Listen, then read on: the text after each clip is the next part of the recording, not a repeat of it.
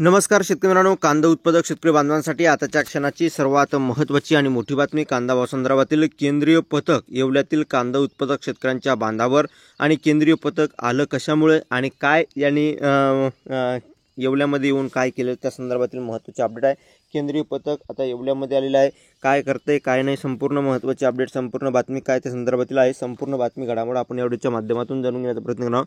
तर महाराष्ट्रातील तमाम कांदा उत्पादक शेतकरी बांधवांना एकच विनंती, व्हिडिओ शेवटपर्यंत बघा. अतिशय महत्त्वाचा व्हिडिओ जर आवडला तर नक्कीच लाईक करा. चॅनलवरती नवीन असाल तर जा शेतकरी या यूट्यूब चॅनलला सबस्क्राईब करून दुसऱ्या बेल आयकॉन मध्ये नका, जेणेकरून नोटिफिकेशन तुमच्यापर्यंत सर्वात अगोदर पोहोचते. चला तर मित्रांनो, व्हिडिओला सुरुवात करू शकता.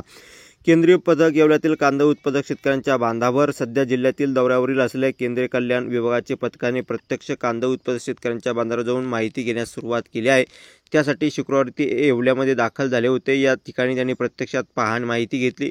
केंद्रीय कल्याण विभागाचे पथक व नाशिक कृषी उत्पन्न बाजार समितीचे प्रमुख अधिकारी तेथे त्यांनी प्रत्यक्ष शेतकऱ्यांच्या शेतावर भेट देऊन या ठिकाणी कांदा लागवड क्षेत्राची व साठवणुकीची पाहणी करून शेतकऱ्यांच्या समस्या जाणून घेतल्या.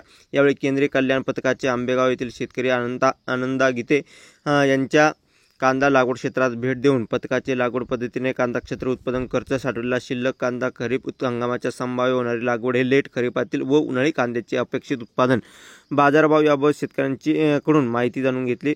तसेच शेतकऱ्यांच्या समस्याबाबत चर्चा केली. तांदूळवाडी येथील भूलक्ष्मी शेतकरी उत्पादक कंपनीच्या कांदा साठवणूक केंद्रास भेट देऊन कंपनीचे अध्यक्ष, संचालक व सभापती यांच्याशी कांदा उत्पादक साठवणूक व विक्री व्यवस्थेबाबत माहिती घेऊन कंपनीचे कामकाजाविषयी माहिती जाणून घेतली. भविष्यात कांदा बाजारात या ठिकाणी बाजारभाव, निर्यात धोरण ठेवण्यासाठी सदर दौऱ्याच्या या ठिकाणी आयोजन करण्यात आले होते. सदर पथकामध्ये केंद्रीय कृषी मंत्रालयाचे सुचित्रा यादव, रवींद्र कुमार आदी पदाधिकारी उपस्थित होते. धन्यवाद. लाईक, शेअर आणि सबस्क्राईब आणि जास्तीत जास्त महाराष्ट्रातील तमाम कांदा उत्पादक शेतकरी बांधवांपर्यंत व्हिडिओ शेअर करा.